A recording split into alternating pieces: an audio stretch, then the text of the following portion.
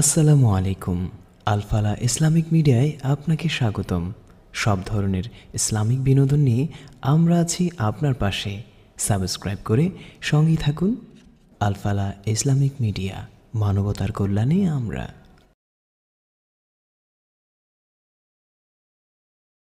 জনাব হযরত মাওলানা আমির হামজা সাহেব, ইসলামী বিশ্ববিদ্যালয় কুষ্টিয়া। জনাব হযরত মাওলানা আমির হামজা সাহেব, দামাত বরকাতুহুল আলিয়া, ইসলামী বিশ্ববিদ্যালয় কুষ্টিয়া। আমি ওনাকে ওনার মূল্যবান বক্তব্য পেশ করার জন্য উদারত আহ্বান জানাচ্ছি। نحمده ونستعينه ونستغفره ونؤمن به ونتوكل عليه ونعوذ بالله من شرور أنفسنا ومن سيئات أعمالنا من يهدي الله فلا مضل له ومن يضلل فلا هادي له ونشهد أن لا إله إلا الله وحده لا شريك له ونشهد أن سيدنا وحبيبنا ومولانا محمدا عبده ورسوله الذي أرسله بالحق بشيرا ونذيرا وداعيا إلى الله بإذنه وسراجا منيرا فقد قال الله تعالى في كلامه المجيد وقرآنه التوحيد أعوذ بالله من الشيطان الرجيم بسم الله الرحمن الرحيم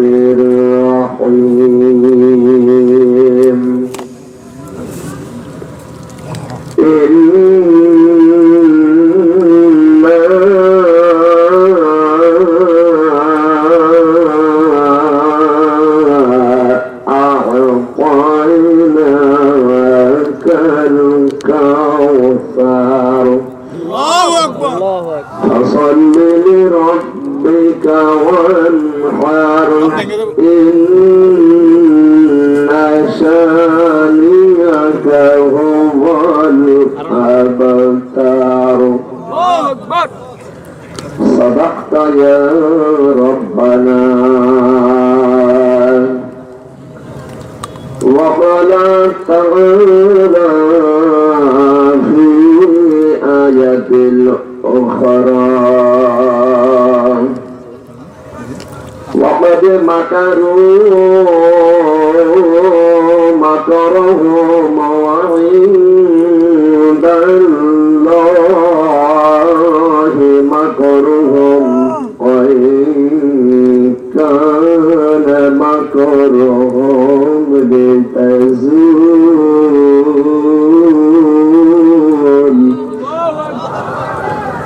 وإن كان مكرهم لتزول منه الجبال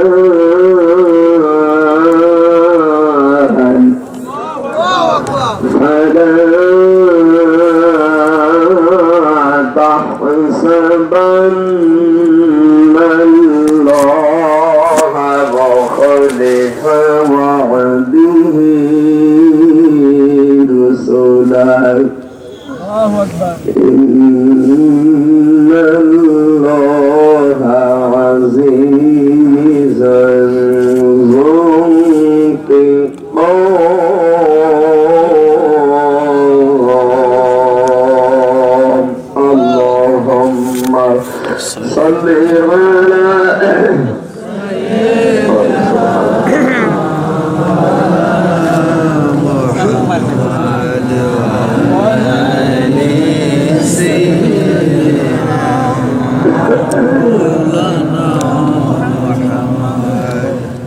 কঠিন হাসরের দিনে জানি না কে আছে কপালে, আমরা সবাই গুনাহগার, তাই তুলে নিও তোমার কোলে। আল্লাহুম্মা সাল্লি আলা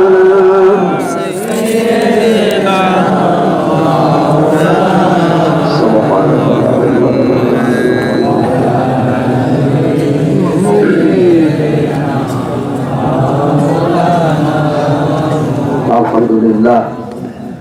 বাংলাদেশের ঐতিহ্যবাহী জেলা কুমিল্লা, দাউদকান্দি থানার অন্তর্গত সম্বরদিয়া ইসলামী পাঠাগার ও সমাজ কল্যাণ পরিষদের উদ্যোগে আয়োজিত 2 দিন ব্যাপী 8ম বাৎসরিক, কিছু লাগবে না ভাই, আর কিছু লাগবে না,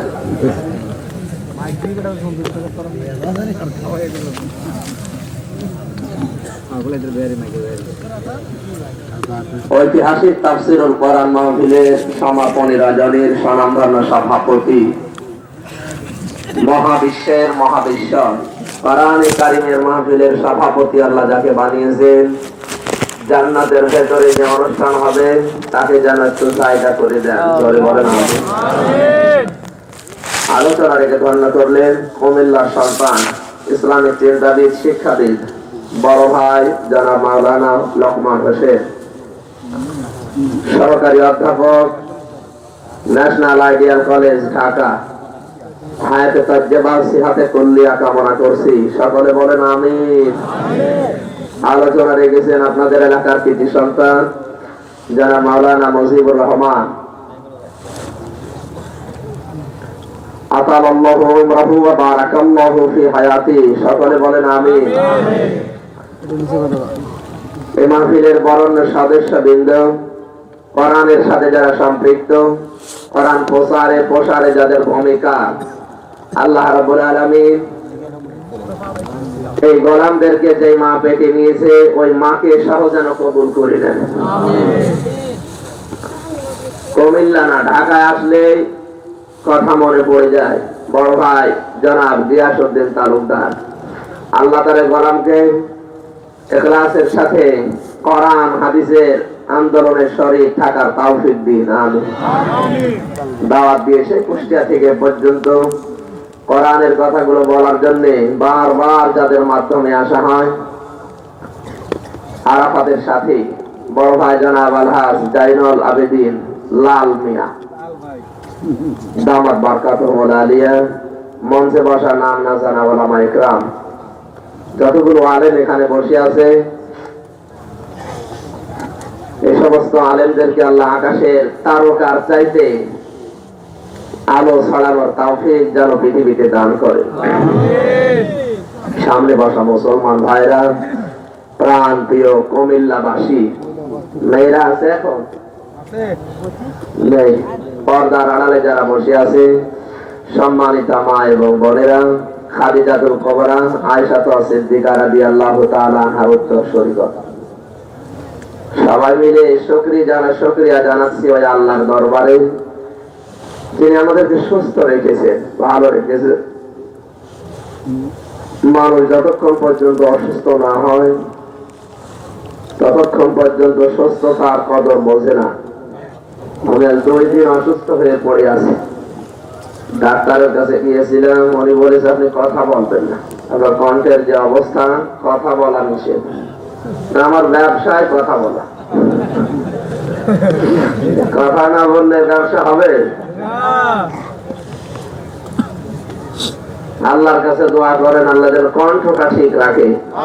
কোরআনের কথা বলার জন্য যে যোগ্যতা দরকার, কণ্ঠ দরকার, জ্ঞান দরকার, সহজ সরল ভাষায় পৃথিবীর মানুষকে যেন আমি বোঝাতে পারি, নিজে আমল করতে পারি, আল্লাহ তুমি দিয়ে দাও, জোরে বলেন আমিন। যে আল্লাহ তার কোরআনের খাতিরে বাড়ি থেকে বের করে নিয়ে আসলেন, না আমির হামজার খাতিরে? কোরআনের, জোরে বলেন তো কিসের? ইন্নাল্লাযী লাইসা ফি জাওফিহি শাইউম মিনাল কোরআনি কাল বাইতিল খরিব। নবীজি বলেন যে অন্তরে কোরআন নেই ওটা মানুষই না, উজার গৃহ। আর আমি সারা বাংলাদেশের 61টা জেলা এবার সফর করেছি গত বছরে। যত টার্গেট, যতগুলো নিয়ম নীতি আমাদের কাছে রেজাল্ট এসেছে, বাংলাদেশের সবচাইতে কোরআন প্রিয়, ইসলামী আন্দোলন প্রিয় মানুষ হচ্ছে কুমিল্লাবাসী। বাংলাদেশের জরিপ কিন্তু পাওয়া যায় জানুয়ারি মাসে। আমি এটা দেখে কুমিল্লার নামটা আগে পেয়েছি, এরপরে চাঁপাইনবাবগঞ্জ, এরপরে সাতক্ষীরা, এরপরে চট্টগ্রাম, এরকম সিরিয়ালে আছে। কুষ্টিয়া আছে 61 নাম্বারে। ওখানে সব আল্লাহর ওলি ভক্ত লালন। শয়তান জাহান্নামে কি জান্নাতে যাবে ও নিজেও জানে না। আর যত গবেষণা হয় সব লালন নিয়ে। বড় বড় নেতা ওই জায়গায় যে সেজদায় পড়ে থাকে। ন্যাংটা বাবারা বসে আছে, বরকত নিতে যায়। অনেক ধনী মানুষকে দেখেছি ছেলে মেয়ে হয় না, ওই বাবার কাছে যে বরকত নেই, কি যেন দেয়, ছেলে মেয়ে হয়। বলো সুবহানাল্লাহ। লালনের মাজারের এই ভণ্ডদের দিয়ে যে মানুষগুলো জন্ম হয়, বাংলাদেশে ওরাই কোরআনের বিরুদ্ধে ডাইরেক্ট ইনডাইরেক্ট অবস্থান নেয়। বৈধ বাবার সন্তান কোরআনের বিরুদ্ধে কথা বলবে? বলেন। এই শাহরিয়ার কবির, এর নাম শুনলেও ঘৃণা লাগে। বদরুল যেদিন সিলেট বিশ্ববিদ্যালয়ের খাদিজাকে কুপিয়েছিল, অপরাধ ছিল তার এই সে বোরকা পরে গেছে। একদিন পরে শয়তান সংবাদ সম্মেলন করে বলেছে, টকশোতে বলতে শুনলাম, খাদিজার কোন সাহস যে ধর্ম নিরপেক্ষ দেশে বোরকা পরে গেছে কলেজে। এ কথা যদি কোন মুসলমান নামধারী বলে বোরকার বিরুদ্ধে, ওর ঈমান আর থাকে? বোরকা দিয়েছে কে? আল্লাহ। বলেন। এটা যে নাস্তিক, এ প্রমাণ হয়েই গেছে।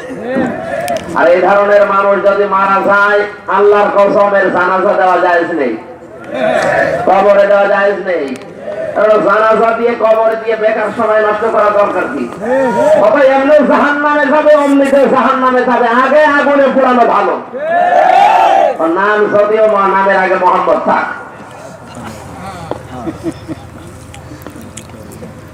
শাহরিয়ার কবিরের চাইতে আবু জেহেলের বিশ্বাস আল্লাহর উপরে অনেক বেশি ছিল। এখানে কাবা শরীফের গিলাফ ধরে কাঁদছিল একদিন আবু জেহেল। বদরের ময়দানে যাবার সময় কাবার গিলাফ ধরে কান্নাকাটি করে, হে কাবার মালিক, রব্বে কাবা, আমি জানি তুমি একজন আছো।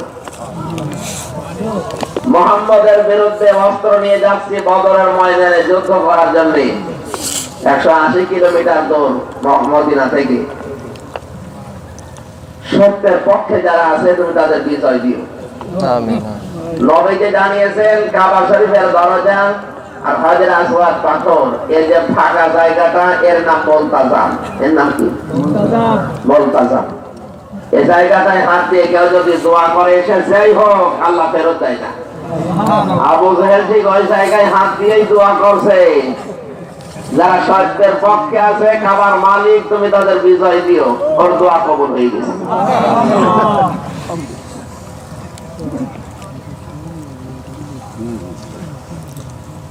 সে কবরে আছে বদরের ময়দানে, ওকে তারা আদর করে মাটি দেয়নি, ওরে দিয়েছে উইপ্ত করে। ড্রাইভার আমারে বলছিল, হুজুর এটা শয়তানের কবর। শয়তান আবু জেহেল। এত পানি দেওয়া হয় কবরে, ও কবরে গাছ বাঁচে না, গাছ হলেই মারা যায়।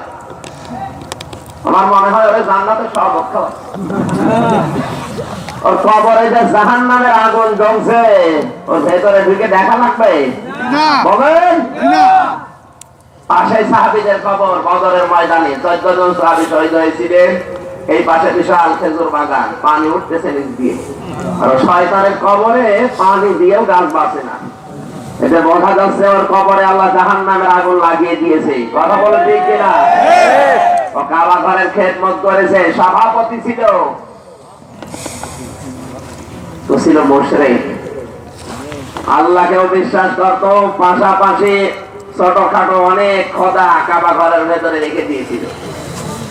একটা দুইটা না, তা 365টা। কয়টা?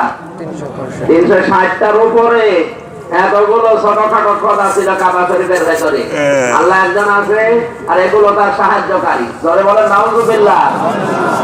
আজ বাংলাদেশে ডিজিটাল কায়দায় কেউ যদি আল্লাহর পাশাপাশি অন্য কোন নিয়ম নীতিকে আঁকড়িয়ে ধরে, এটা হচ্ছে ডিজিটাল আবু জেহেল। এই নাম ধরা লাগবে। ও যদি মুশরিক হয়, আজ যারা মরে মরে মূর্তি তৈরি করে, এরা কি? ও মারা গেলে যদি জাহান্নামে যায়, আপনাকে আল্লাহ জাহান্নামে দেবে, কোনো সন্দেহ নেই। রাজ যদি করেন সূরা ইউসুফ 13 নাম্বার পারা 7 নাম্বার পৃষ্ঠা 3 নাম্বার লাইনের 106 নাম্বার আয়াত, আমা ইউমিনু আকসারুহুম বিল্লাহি ইল্লা ওয়া হুম মুশরিকুন। এই আয়াত কেটে বাদ দিয়ে দিন। এর নবী ওরা তো ঈমান এনেছিল, ওদের ভেতরে আল্লাহর উপর বিশ্বাস ছিল, কিন্তু ওরা অধিকাংশই ছিল মুশরিক। আর আমার এই আয়াত পড়ার পরে ধারণা যেটা, বাংলাদেশের অধিকাংশ মানুষগুলো এই আয়াতের ভেতরে শামিল। শিরকি চিন্তা ভাবনা আমাদের বেশি। বিশ্বাস করেন আল্লাহ সব গুনাহ মাফ করে দিতে পারে, সব গুনাহ মাফ করে দিতে পারে, কিন্তু একমাত্র শিরিক বাদে। কেউ যদি শিরিক করে আল্লাহর সাথে, ওইটা আল্লাহ মাফ করে না। এজন্য মক্কা মদিনার মানুষের আমল যতটুকু আছে, শিরিক নেই। কথা বোঝা যাচ্ছে? ওদের আমলের ভেতরে শিরিক আর বেদাত নেই। তো বাংলাদেশে মানুষ যতটুকু আমল করে, শিরিক আর বেদাত ভরা। এরা আল্লাহর চাইতে পাথর বিশ্বাস করে বেশি। এই জন্য ঢাকার প্রান্তপথে এই শয়তানের বাচ্চা লিটন দেওয়ার সৃষ্টি ব্যবসা করে যাচ্ছে। মুসলমান দেশে পাথরের ব্যবসা করে কোন ঈমান নিয়ে, আর মানুষও পাগল। কিন্তু দালাল সেট করে রেখেছি টাকা পয়সা দিয়ে, ডন, মিশা সওদাগর, ডিপজল, মিজু আহমেদ, আহমেদ শরীফ, এটা সব আল্লাহর ওলি। শয়তানের ভাইরা ভাই এগুলো। আর এরা এক দিচ্ছে, এর সাথে আমার কিছু নামধারী হুজুর দাড়ি টুপি নিয়ে পাথরের পক্ষে ছাপাই যাচ্ছে। এই কিশোরগঞ্জের তোফাজ্জল হোসেন ভৈরবী, ওরে আলেম বললে গুনাহ হবে। মাইল ভান্ডারের দালাল, কথা বলে। ইসলাম ধ্বংস করার জন্য যতগুলো আলেম এজেন্ট নিয়েছে হাতে, তার ভেতরে এই লোকটা তাফসীরুল কোরআন মাহফিলে আলোচনা করতে একটা আয়াত পড়ে না, হাদিস পড়ে না, আর হাদিস যা পড়ে সব জাল। ওর যতগুলো হাদিস আমি শুনেছি, একটাও হাদিস না, সব হাদিসের নামে জালিয়াতি। ডক্টর আব্দুল্লাহ জাহাঙ্গীরের লেখা যে বইটা আছে, 550 হাদিস আছে হাদিসের নামে জালিয়াতি। এখান থেকে ও হাদিস বলে। আব্বালু মা খালাকাল্লাহু নূরি লাওলাকা লাম্মা খালাকতুল আফলাক কুলুবুল মুমিনিনা আরশুল্লাহ, এরকম অনেকগুলো হাদিস নিজের বয়ানে বলে, একটাও হাদিস না, একটাও হাদিস জি না। আর মূর্খ মানুষ যারা পাগল, সাধারণ মানুষ যারা কোরআন হাদিস বলতে না, এই যে ডন, মিশা সওদাগর, এদের না আমি মেনে নিলাম, এরা বলতে না, এই জন্য ওরা চায়। কিন্তু আপনি আলেম নাম নিয়ে, দাড়ি নিয়ে, টুপি নিয়ে, নামের আগে আলহান, আপনি কোন কারণে পাথরের ব্যবসায় যুক্ত হলেন বলেন? এই যে শয়তান, ভণ্ড, মাইল ভান্ডারের দালাল, তার কোন প্রমাণ দেওয়া লাগবে? পাথরের কোন ক্ষমতা আছে? আমার উপর রাগ না করে মক্কা মদিনায় যান। পুরা মক্কা মদিনায় কোন শিরিক নেই, কোন বেদাত নেই। হযরত ওমর মাঝে মাঝে কাবা শরীফের যে পাথর, জান্নাতের পাথর, কিসের পাথর?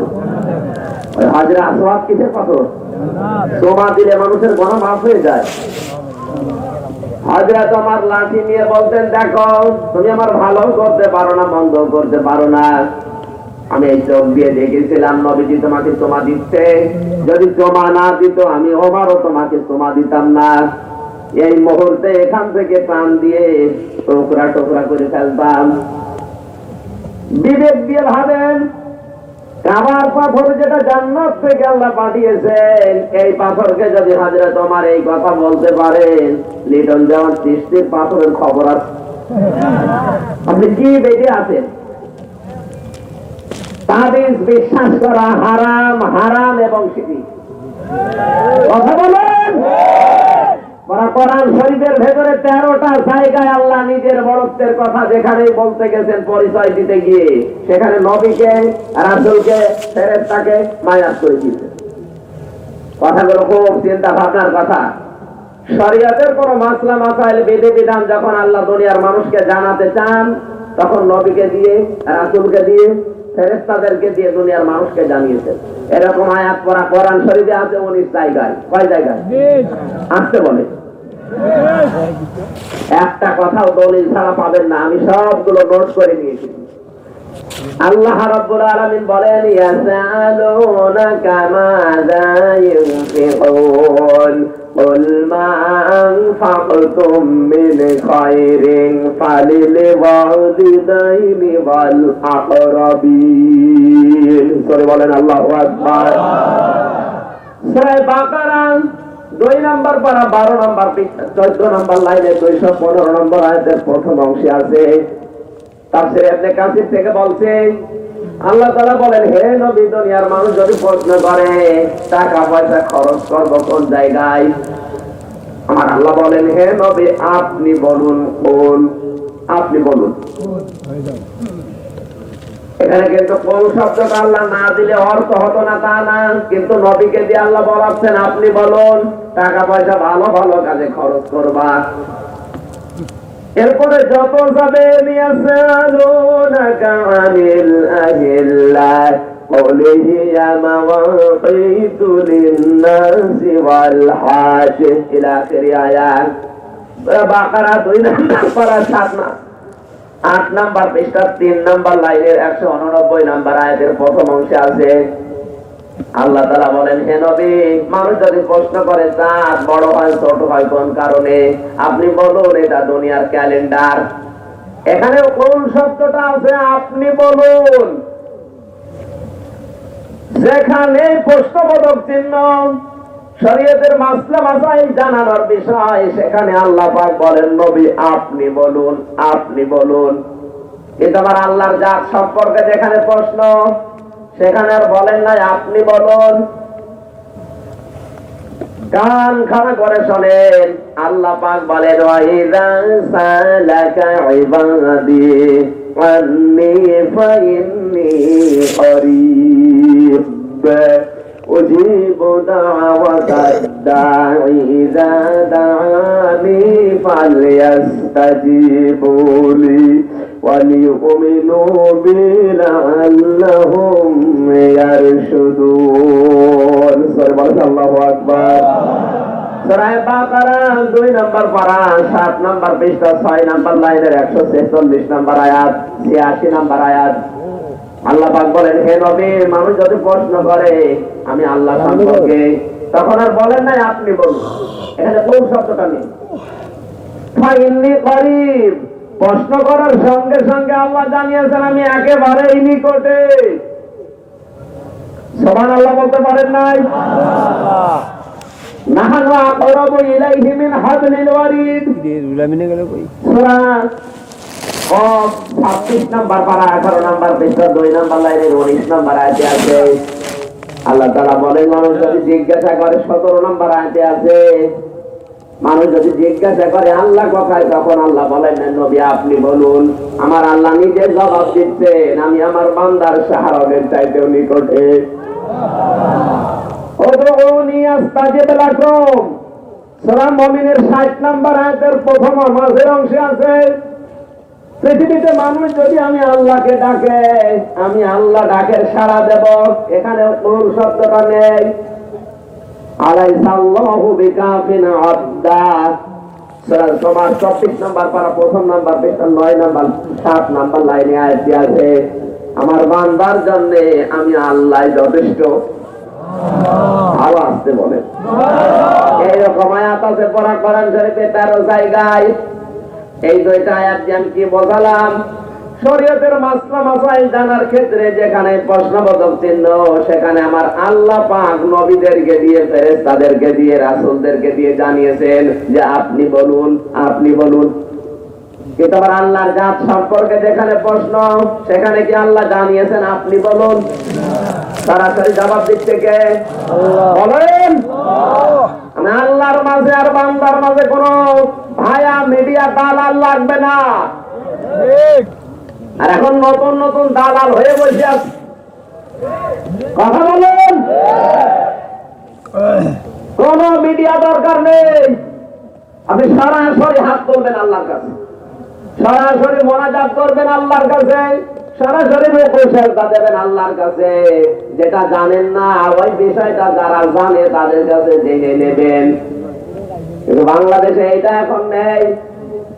যারা জানে না ওদের কাছে জানতে গেলে ওরা গোলাম বানিয়ে ফেলে। এই যে ভণ্ড পীরের যে ব্যবসা বাংলাদেশে চলছে তার ভেতরে অন্যতম এইটা।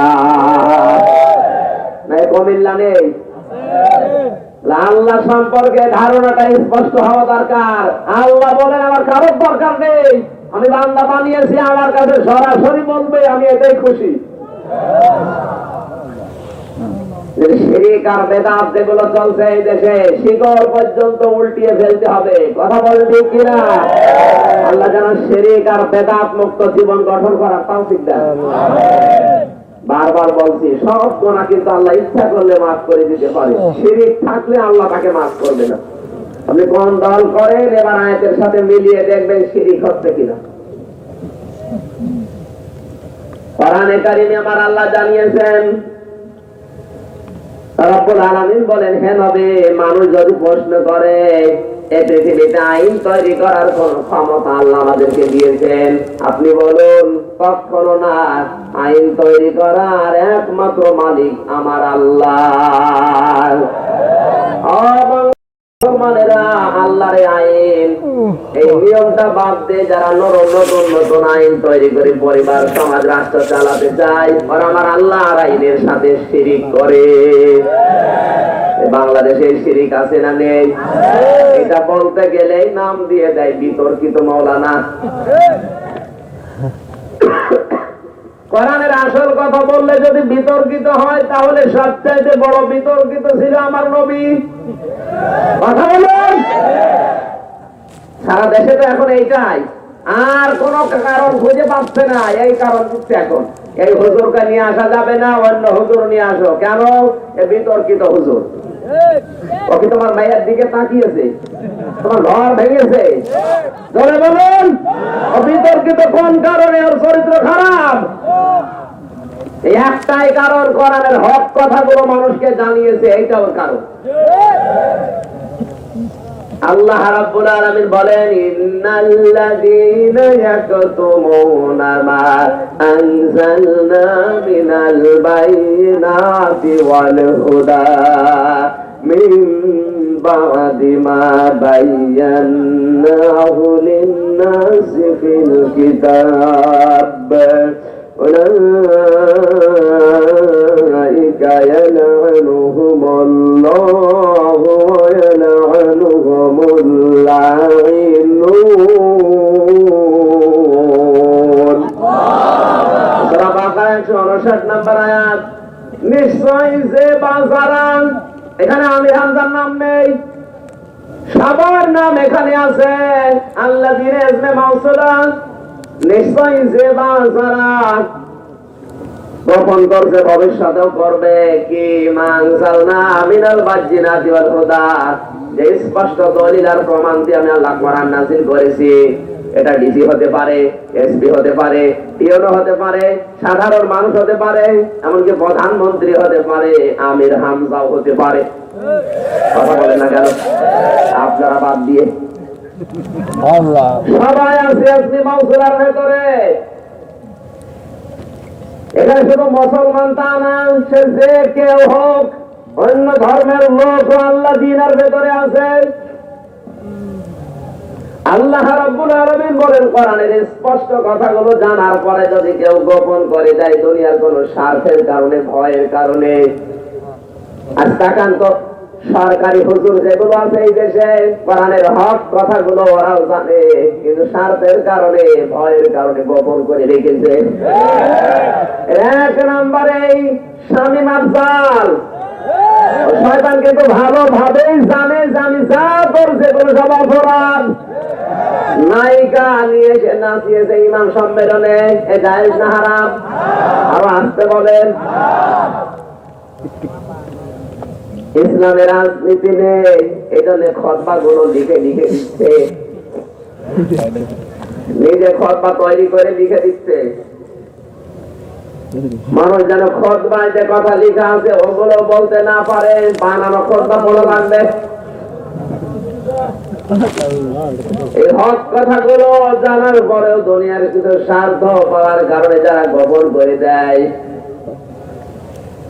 বাংলাদেশের সবচাইতে বড় মসজিদ আফসোস লাগে বাইতুল মুকাররম এমন একজন ইমাম নিয়োগ করেছে যার ইমানের ভেতরে শিরক করা।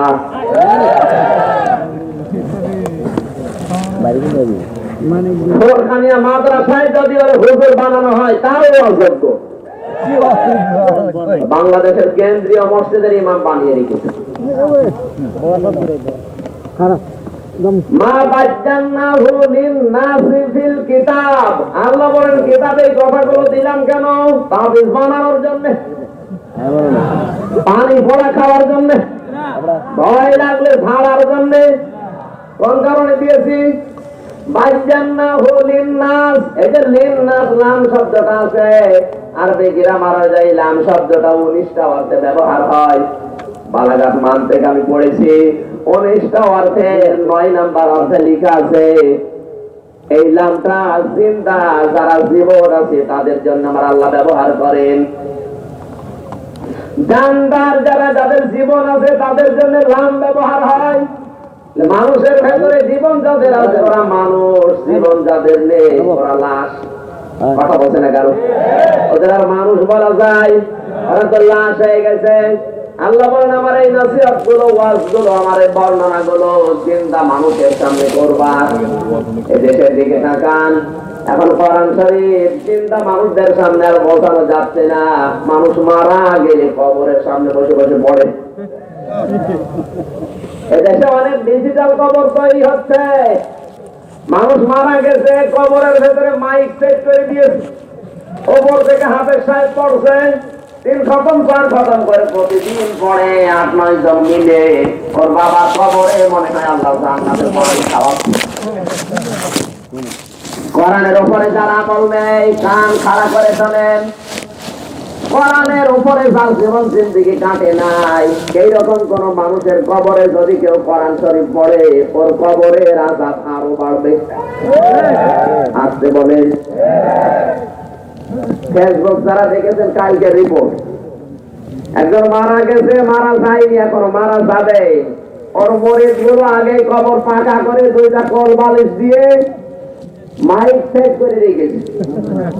ও মারা যাবে, কবরের ভেতরে দিয়ে উপরে লেপ তোষক লাগিয়ে কোরআন শরীফ পড়বে আর আরাম পাবে। আরাম। সারা জীবন শিরকের বাবা ছিল। কবরে যদি কোরআনের আওয়াজ যায় আরো বাড়বে সমস্যা।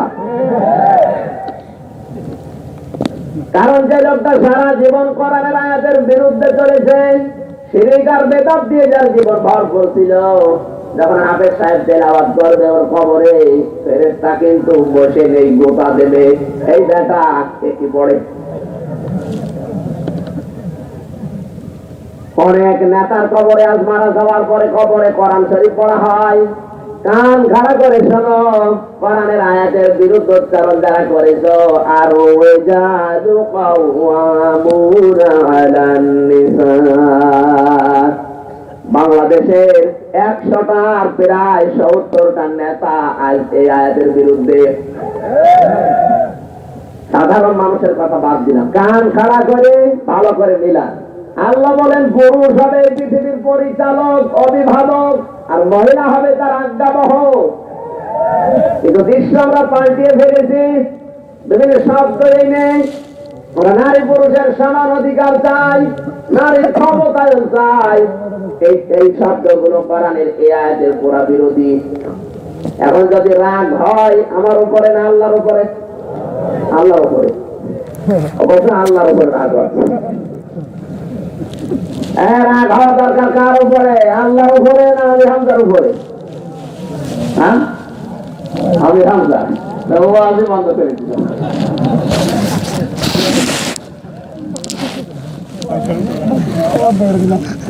হাসির খোরাকি তো দেয় না, একটু চিন্তা করেন 96 মুসলমান যেখানে, এখানে আপনি নেতৃত্ব দিতে গিয়ে কথা বলেন কোন কায়দায়? কোরআনের আয়াতের সরাসরি বিরুদ্ধে যেটা কোন মুসলমানের কথা বলতে পারে না নারী পুরুষের সমান অধিকার আমরা চাই, কারণ আমার আল্লাহ নিজে সমান অধিকার দেয়নি। কথা বলে না কেন? সমান অধিকার মানে আপনার স্ত্রী 2টা বাচ্চা জন্ম দিয়েছে, আপনাকেও 2টা দেওয়া লাগবে, পারবে? আমরা তো মেশিন পত্রই নেই।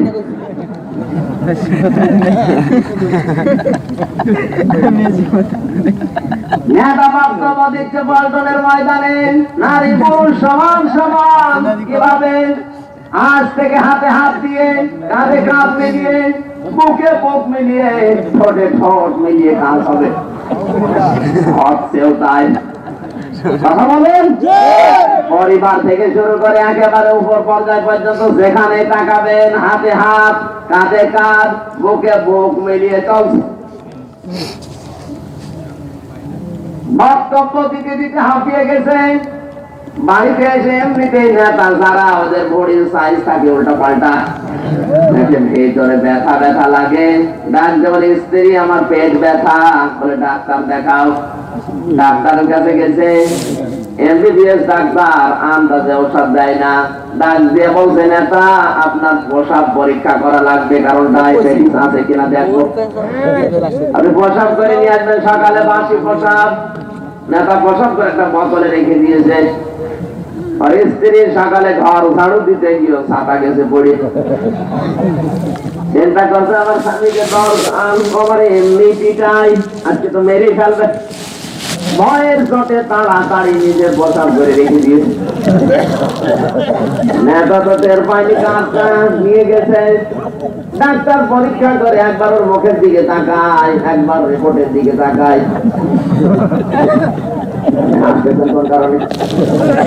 নেতা ডাক দিয়ে বলে ডাক্তার সাহেব রোগ কি খুব কঠিন? ডাক্তার বলে রোগ কঠিন কিনা জানি না, আমি চিন্তা করছি জিনিস হইল কি করে।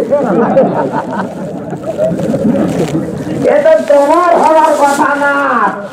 কি জিনিস বলতে পারবো না। আমার দিকে আপনি বারবার তাকাচ্ছেন, আমার কিন্তু ভয় লাগে। কি হয়েছে সত্যি করে বলেন, রিপোর্টে কি লেখা? ডাক্তার বলে রিপোর্টে যা লেখা বলতে গেলে আমারও ভয় লাগে। সারা জীবন কত ডাক্তার কত রোগী দেখেছি, কিন্তু এইরকম ডিজিটাল রোগী দেখিনি। বলছে স্যার আমার অবস্থা কি? রোগ কি খুবই কঠিন, আমি কি বাঁচবো? ডাক্তার বলে নেতা রোগ তেমন কঠিন না, কেবল 9 মাস। 9 মাস তো মাথা খারাপ হয়ে গেছে, আর মাত্র 1 মাস 10 দিন বাকি আছে। না জানি এবার মরে যায় কিনা। একদলে বাড়িতে গেছে, স্ত্রীকে ডাক দিয়ে বলে আব্দুল্লাহর মা এইদিকে আসো, আমার 9 মাস। এই দেখো রিপোর্ট। ডাক্তার পরীক্ষা করে রিপোর্ট দিয়েছে আমার বেশি দিন বাকি নেই। সন্তান জন্ম দেওয়া কেমন কঠিন তুমি তো জানো, আমি তো কোনোদিন জন্ম দেইনি, আমি এবার বাঁচবো। স্ত্রী ডাক দিয়ে বলে নেতা শুধু 9 মাস নাম শুনেছ, তুমি বাস্তবতায় বছর 9 মাস কারে বলে? আমার যখন 9 মাস সন্তান পেটে ছিল, কোনদিন আমি ভালোভাবে খাওয়ার খেতে পারিনি, কোনদিন আমি আরামে ঘুমাতেও পারিনি। বমি বমি লেগেছে আমার। তোমার তো 9 মাস, কোনদিন বমিও করতে দেখিনি। তুমি তো খাবা খাবা খাও, তারা এদিকে সমান অধিকারের নামে চিল্লাচ্ছ। নাম শুনেই তোমার এই অবস্থা। 9 মাস তোমার না, 9 মাস আমার। যে লোকটা এই আয়াতের বিরুদ্ধে উচ্চারণ করে সারা জীবন মিছিল করে করে জীবনটা নষ্ট করে কবরে শুয়ে আছে, ওর কবরে যদি হাফেজ সাহেব এই আয়াত তেলাওয়াত করে, ফেরেশতারা কিন্তু এই আয়াত দিয়ে বলে আরো আযাব বাড়িয়ে দেবে। বলুন এরকম যতগুলো আয়াত আস্তে আস্তে করে পড়বে, ওর আযাব তত বাড়বে। ফেরেশতা লক্ষ্য করবে হাফেজ সাহেব পড়ছে কে আন্নাল কুওয়াতা লিল্লাহি জামিআ ওয়া আন্নাল্লাহা শাদীদুল আযাব। সূরা বাকারা 164-65 নম্বর আয়াতের শেষের অংশে আছে রব্বুল আলামিন বলেন ক্ষমতার মালিক আমি আল্লাহ, কিন্তু এটা যারা জনগণের মাঝে ভাগ করে দেয় এরা মুশরিক। এই বাংলাদেশে অনেক রাজনৈতিক দর্শনে এটা লেখা আছে ক্ষমতার উৎস জনগণ। এখন যদি কেউ মনে করে হুজুর আমাকে ইন্ডিকেট করে বলছে, আপনাকে আমি চিনি, জাহান্নামে যাচ্ছেন আপনি, আপনাকে আমি জাহান্নামের পথ থেকে বাঁচানোর জন্য কোরআনের আলো দেখাচ্ছে। এখন যদি কেউ উল্টো পাল্টা করে আমার উপর রাগ করে, দুইটা গুনাহ হবে। এক নম্বরে কোরআন শরীফ মানেন নাই, আর এক নম্বরে হক কথা আপনি বলতে দেন নাই।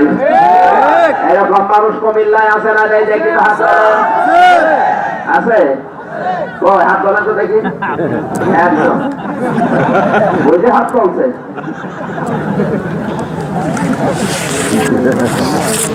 আমার ভাইরা এই জন্য কোরআন শরীফ পড়ার দরকার ছিল মরা মানুষের সামনে না জিন্দা মানুষের সামনে? কেন? গত পরশুদিন মাহফিল ছিল গাইবান্ধাতে, হতে যায়নি, মাগরিবের আগে স্টেজে আগুন লাগিয়ে দিয়েছে। নেতার বক্তব্য হচ্ছে এই আমির হামজাকে নিয়ে আসতে হবে না, অন্য হুজুর নিয়ে আসো। অন্য হুজুর এসে তোমার বাবার কথা বলবে। দোষ আমার একটাই, কোরআনের মাহফিলে এসে রাজনৈতিক কথা বলে। কোরআনের মাহফিলে যদি রাজনৈতিক কথা বলা না হয়, তা আমি বলবো কোন জায়গায় কথা বলে না কেন? আজ কোরআনের স্টেজ গুলোতে, টেবিল গুলোতে কোরআনের হক কথা, রাজনীতির কথা না বলার কারণে মানুষ মনে করে রাজনীতি ইসলাম থেকে আলাদা। ১৫০০ বছর আগে নবীজি একটা হাদিস জানিয়েছেন, আলা ইন্নাল কিতাবা ওয়াস সুলতানা লা ইয়াফতারিকান আলা তুফারিকুল কিতাব। বুখারী শরীফের হাদিস। আল্লাহর নবী বলেন এমন সময় দুনিয়ায় আসবে, দেখতে মনে হবে বিশাল বিশাল উম্মত, কিন্তু এরা কোরআন শরীফ আর রাজ্য রাজনীতি আলাদা করে ফেলবে। আলা সাবধান, ইন্নাল কিতাবা ওয়াস সুলতানা লা ইয়াফতারিকান, এরা রাজ্য রাজনীতি আর কোরআন শরীফ আলাদা চোখে দেখবে। ফালা তুফারিকুল কিতাব, আমি নবী বলছি উম্মত যারা দাবি করবা, কখনো তোমরা কোরআনের রাজনীতি থেকে আলাদা হবা না। কে বলছে? আল্লাহ। এই হাদিস বলতে গেলে যারা কোরআনের রাজনীতি করে না, ওদের গায়ে লাগবে না লাগবে না? এই জন্য বলছে ওরা আনতে দেব না, ভেঙে দিল। 1.5 লক্ষ টাকা খরচ হয় মাহফিলে, পোস্টারিং করা, মাইকিং করা, সব ওকে। জিজ্ঞাসা করলাম কি হতো উপরের নির্দেশ, তুমি উপরে আছো কয়দিন থাকবে? কিয়ামত পর্যন্ত। জিন্দা মানুষের সামনে কোরআন শোনানোর দরকার ছিল, ওখানে মানুষ হয়েছিল কমপক্ষে লক্ষাধিক। এমনিতে গাইবান্ধা রংপুরে গেলে মানুষ হয় লক্ষাধিক, এসেও পড়েছে সবাই প্রায়, কিন্তু বন্ধ করে দিল। জিন্দা মানুষের সামনে কোরআন শরীফ শোনাতে দিল না। অথচ ওই নেতার মা মারা গেলে, বাবা মারা গেলে আমাদেরকে নিয়ে যাবে, বলে হুজুর কোরআন শরীফ পড়েছেন। আরে দাদা তোর বাবা তো মারাই গেছে, ওর সামনে কোরআন পড়েই কি আর না পড়ে কি? তোর মতো কোরআনকার জন্ম দিয়েছে, ওর সামনে পড়লে ওর আযাব আরো বাড়বে। যারা সন্তান গুলো উল্টা পাল্টা বানিয়েছেন, ওই লোকটা যদি মারা যায়, ওর ছেলে যদি কোরআন শরীফ পড়ানোর জন্য নিয়ে আসে, যত পড়বে তত আযাব বেড়ে যাবে। তারা জিজ্ঞাসা করবে সন্তান জন্ম দিয়েছিস না জারুজ? বলেন, এমন সন্তান জন্ম দিয়েছিস যে কোরআনের প্যান্ডেল ভেঙে দিয়েছে। কোরআনের প্যান্ডেল ভাঙে নাই, ও আল্লাহর কলিজায় আঘাত দিয়েছে।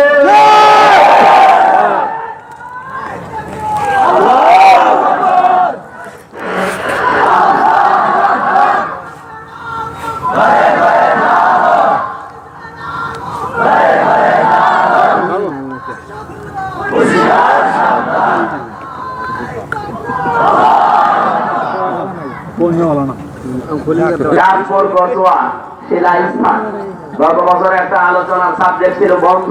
কি ছিল? মনে আছে? বন্ধর প্রভাব কেমন পড়ে, কত প্রকার, আর কোন জায়গা থেকে বন্ধ কোথায় নিয়ে যেতে পারে। আমি ফেরাউন আর হামানের একটা উদাহরণ দিয়েছিলাম।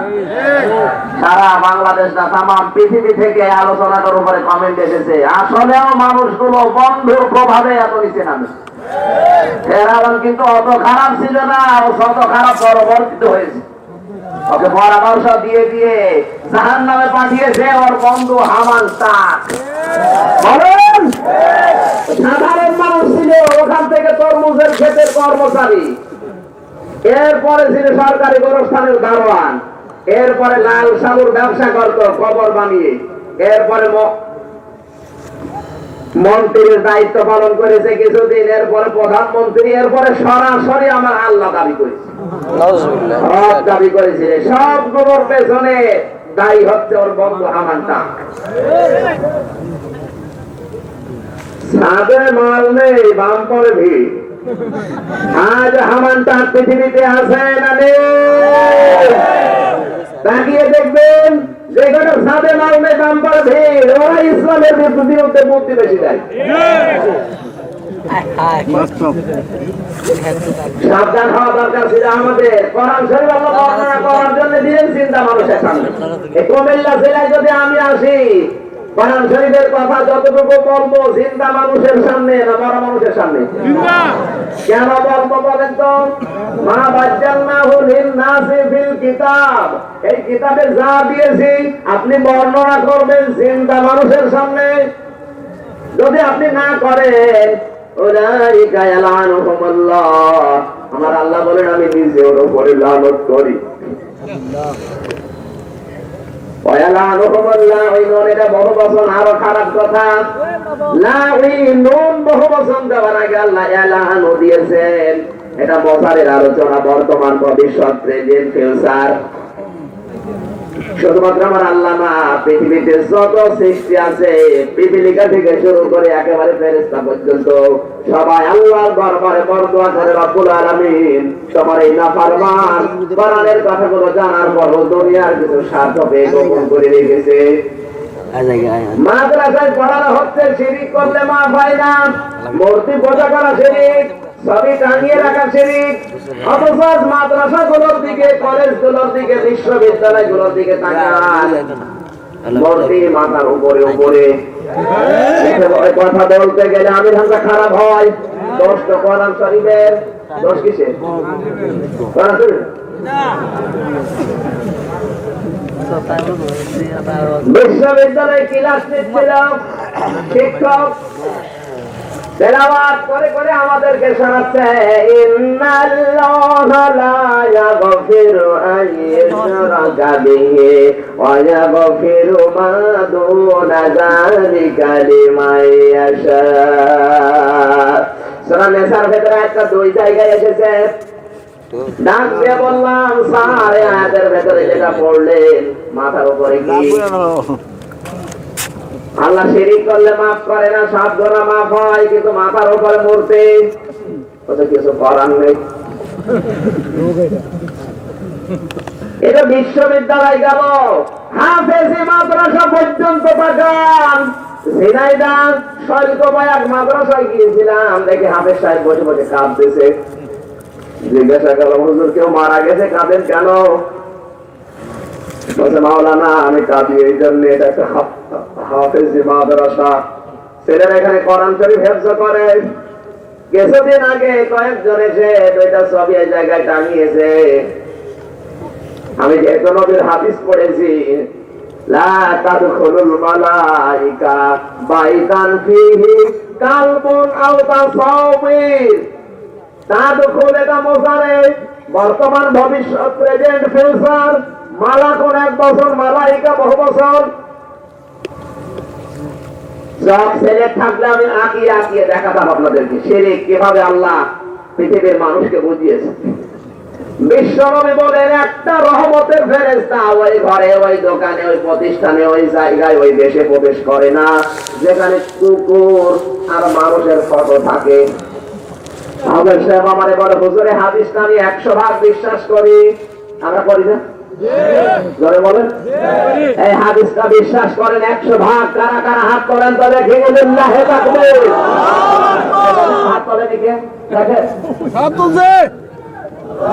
নারাই দেওয়ার দরকার নেই, দেখেন হাত তোলে নাকি, তার খবর আছে। হাত নামান। একটা রহমতের ফেরেশতাও প্রবেশ করছে না ভবিষ্যৎ বলতে। কতদিন? কিয়ামত পর্যন্ত করবে না। যদি করে তাহলে নবীর হাদিস মিথ্যা হয়ে যাবে। কথা বলে দেখেন, নবীর হাদিস মিথ্যা হবে। আর রহমতের ফেরেশতা যদি কোন জায়গায় আসে না আসে, অবশ্যই বিপরীত যেটা গজবের ফেরেশতা আসবে।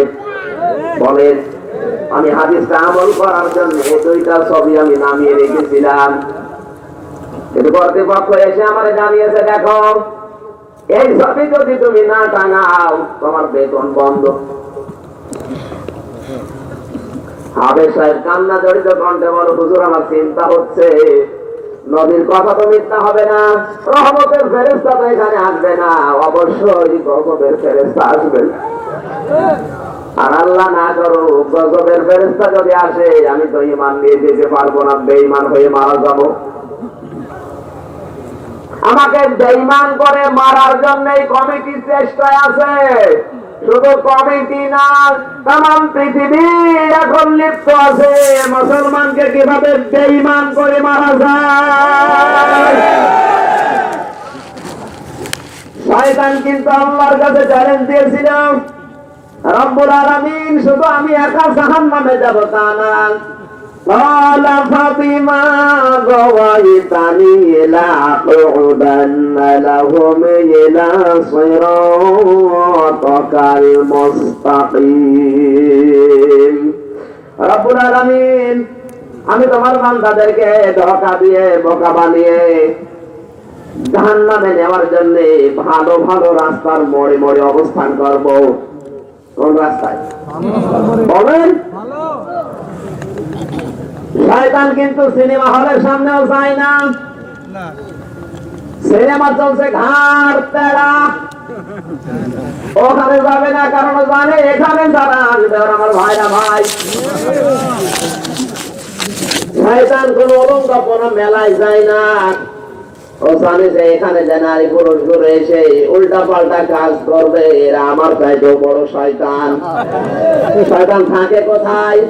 কুমিল্লা জেলার দাউদকান্দির এই সম্পর দিয়া তাফসীর মাহফিল হবে, মানুষ কোরআন শরীফ পরিবর্তন হতে পারে, এজন্য বিভিন্ন মোড়ে মোড়ে শয়তান আসর পেতে বসে আছে।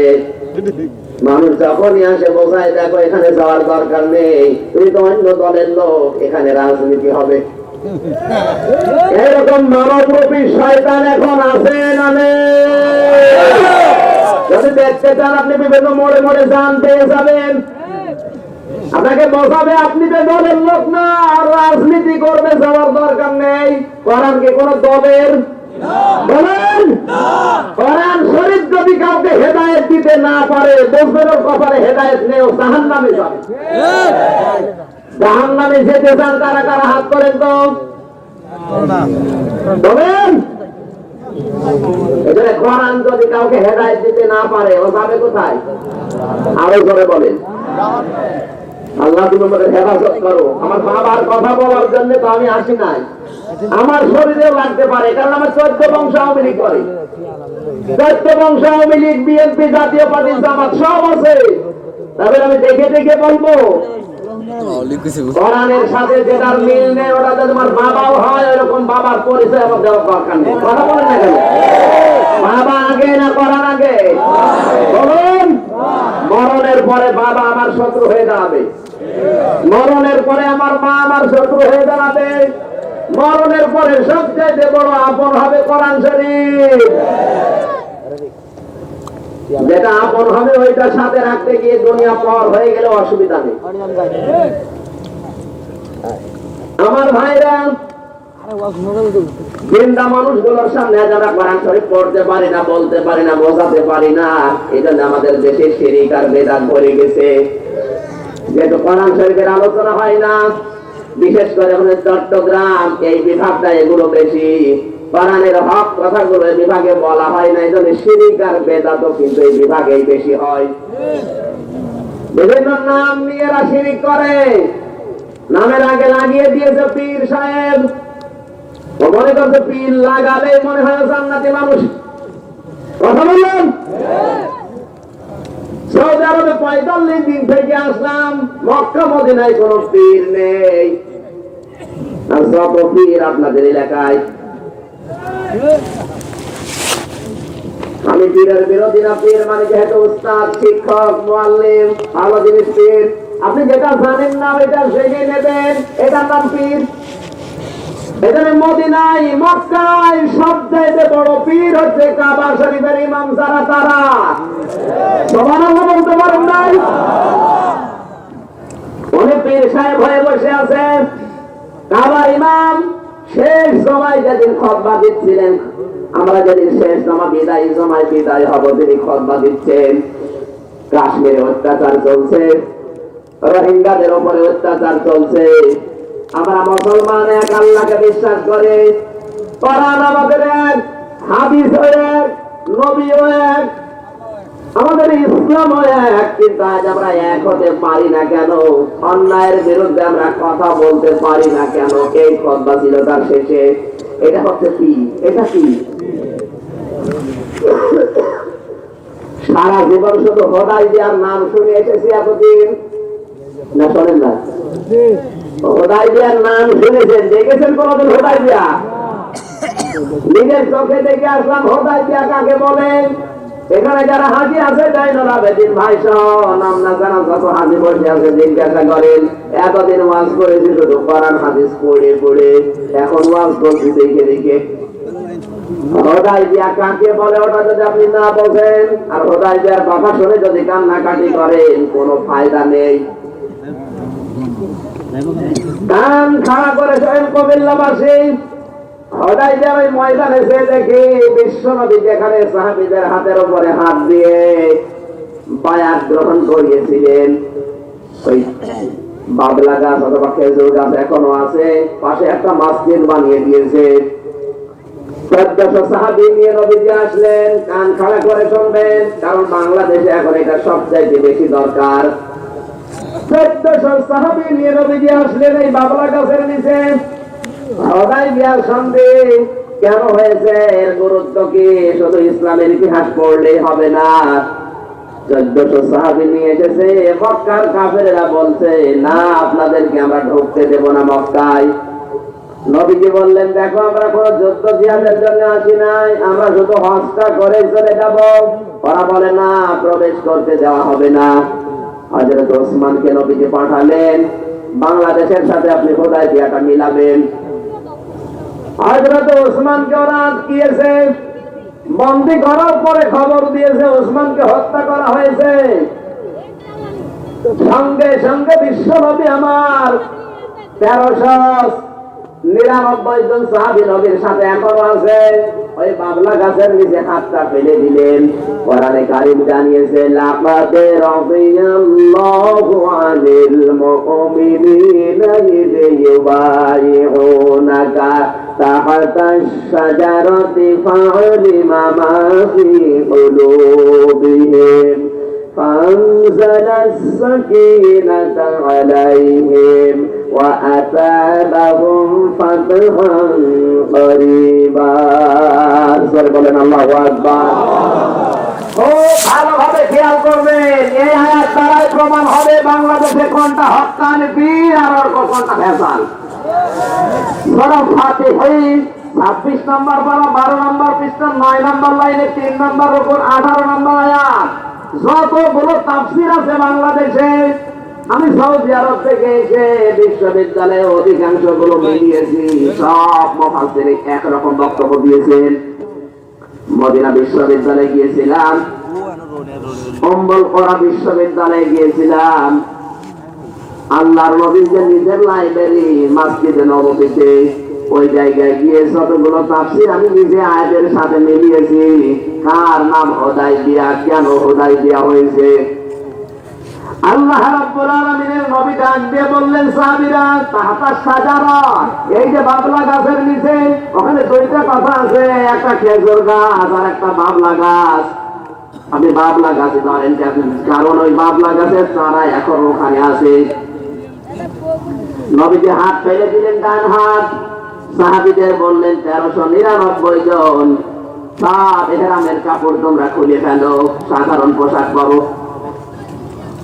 কুমিল্লাবাসী কান খাড়া করে বিবেক দিয়ে ভাবেন, কোন মানুষ যদি ইহরামের নিয়ত করে, ইহরামের কাপড় পরে হজ করার নিয়তে, ও কিন্তু শরীর চুলকাতে পারবে না, মাথা নাড়াতে পারবে না, কারণ একটা পশম যদি উঠে যায় দম দেওয়া লাগবে।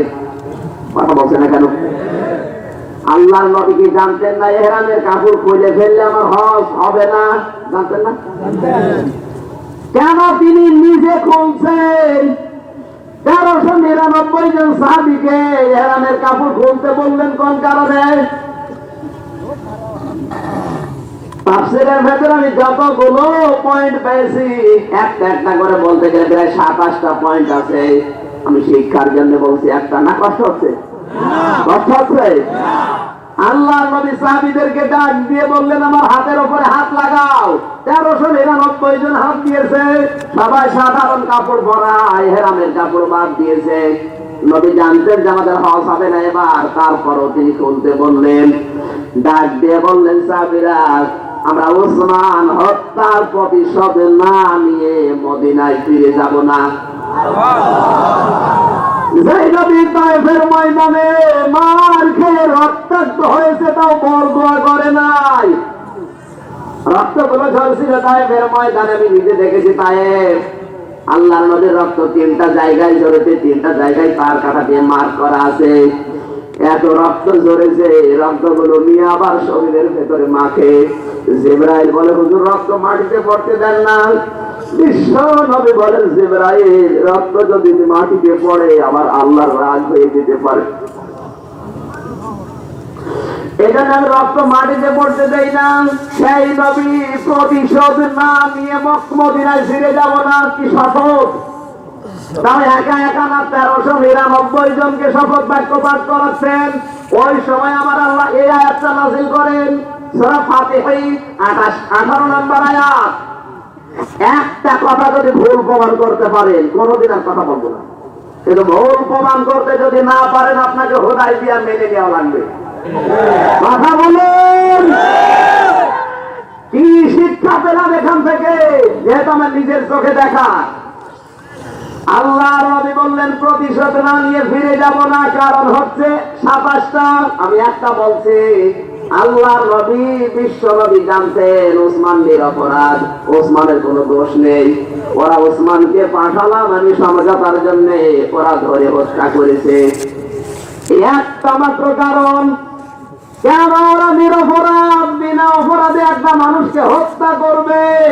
এখানে কোনো ছাড় নেই। এই জন্য 1399 জনকে হাতে হাত দিয়ে শপথ বাক্য পাঠ করাচ্ছেন।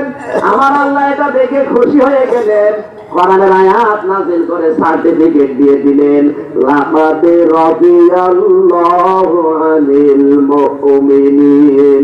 লাকাদ, যারা গ্রামার বলে জিজ্ঞাসা করেন লাকাদ 2টা শব্দ আছে।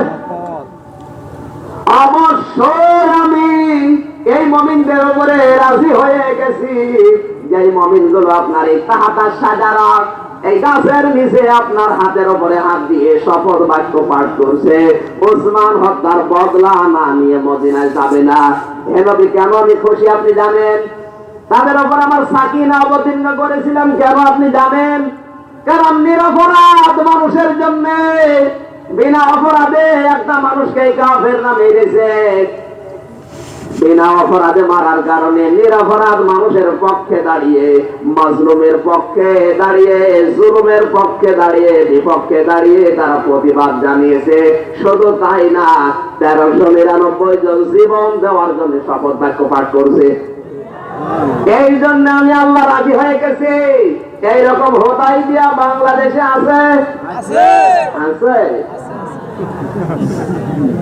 কত নিরপরাধ মানুষ দুনিয়া থেকে বিদায় হয়ে যাচ্ছে, কত গুম হয়ে যাচ্ছে, খুন হয়ে যাচ্ছে, কত ভালো ভালো মানুষ ধরে নিয়ে জবাই করা হচ্ছে, ক্রস ফায়ারের নাটক দিয়ে কত মানুষ বিদায় করা হচ্ছে। তোমার মনের ভেতরে একটু অনুশোচনা আসে না?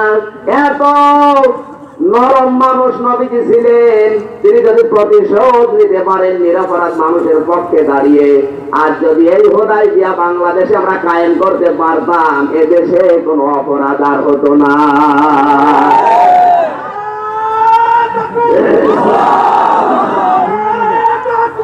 আল্লাহু আকবার।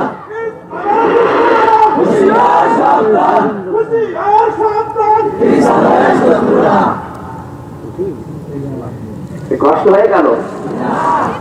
হুদায়বিয়ায় বসে না, হুদায়বিয়া পড়ে এসেছে ইতিহাসে। আর বাংলাদেশের সব পীরগুলো টুপিওয়ালা মানুষগুলো যদি এই শপথ বাক্যটা পাঠ করতো, বাংলাদেশ না তমাম পৃথিবীর মুসলমানরা যদি হাতে হাত দিয়ে বলতো রোহিঙ্গা একটা যদি আর মারা যায়, অং সান সুচিকে জাহান্নামে না পাঠিয়ে আমরা বাড়ি ফিরে যাব না। ওর বাবার ক্ষমতা একটা মানুষ হত্যা করা, বলেন পৃথিবীর সবচেয়ে নিকৃষ্ট জানোয়ারের চাইতেও খারাপ এই সুচি। কত মানুষ আজ দুনিয়া থেকে বিদায় নিয়ে চলে যাচ্ছে, ফেসবুক খোলা যায় না। কালকের আগের দিনের ঘটনা মনে হয়, একটা ইমাম সাহেবকে নামাজ পড়ছিল, ধরে নিয়ে এসে জবাই করেছিল। শুধু পড়ে রাখলে হবে না, নবীর মতো শপথ বাক্য নেন তো, নিরপরাধ মানুষের পক্ষে দাঁড়িয়ে জীবন দিতে হলে দেব। হযরত ওসমান ছিলেন একজন, তার পক্ষে জীবন দেওয়ার জন্য দাঁড়িয়েছে কতজন? 199 জন। এর নাম হুদায়বিয়া। আর বাংলাদেশে হুদায়বিয়াটা কায়েম করতে পারলে একটা মানুষ গুম হয়, একটা মানুষ খুন হয়, একটা মানুষ ক্রসে যায়। কথা বলেন, কিসের হুদায়বিয়া পালন করে আসো? উনি দূর হয়ে বসে আছে, চেয়ারে বসে আর মানুষ দেশের কথা এ হচ্ছে পীর। শয়তানও ভালো, শয়তানের খারাপ ভাই। নাম ধরলে তো আপনার আবার কলিজা লাগবে। একটা পীর দেখান তো এর বিরুদ্ধে সংগ্রামের ডাক দিয়েছে, একটা পীর দেখান।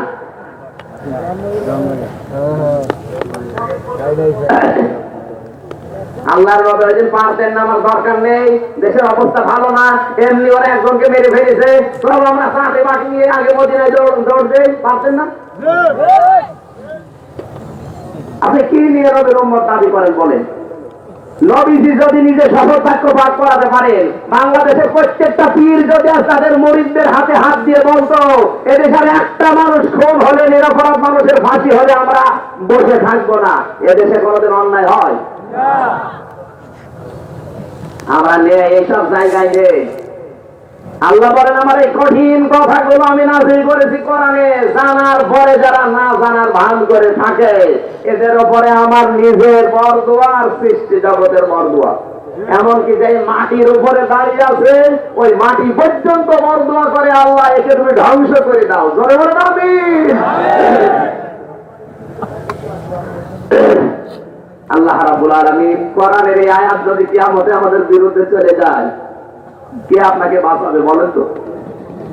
আর আমার যা বিশ্বাস কোরআনের আয়াত আমাদের বিরুদ্ধে যাবে, কারণ আমরা জানার পরও অধিকাংশ মানুষ না জানার ভান ধরে আছে। নাকি বেশি বললাম? আরে ভাই, আপনি দল করেন আলাদা, আমিও জানি। আপনি রাজনৈতিক ভাবে আপনার মত পার্থক্য থাকতেই পারে, কিন্তু অন্যায় দেখলে এই শিক্ষাটা একটু নেবেন তো, যে অন্যায় দেখলে নিরপরাধ মানুষের উপর অত্যাচার হলে আমি আর বসে থাকবো না, আমি দল করি, তাতে কি হয়েছে? এটা প্রত্যেকটা সেক্টরে, সব জায়গায় অন্যায় অবৈধ অত্যাচারমূলক কাজ করে যাবে, আর আপনি দল করেন বলে না যা হচ্ছে ভালোই হোক। আপনাকে আল্লাহ জান না কোথায় দেবে, আপনি হিসাব নিকাশ করে হুদায়বিয়ার সাথে মিলাবেন। কোরআনের কোন আয়াত যদি কারো বিপক্ষে চলে যায়, ও যত বড় পীরের মুরিদ হোক, ও জাহান্নামে যাবে। এত আসতে বলুন, কোরআনের আয়াত না, একটা শব্দ যদি কারো বিরুদ্ধে যায়, ও যাবে কোথায়? ও যাবে কোথায়?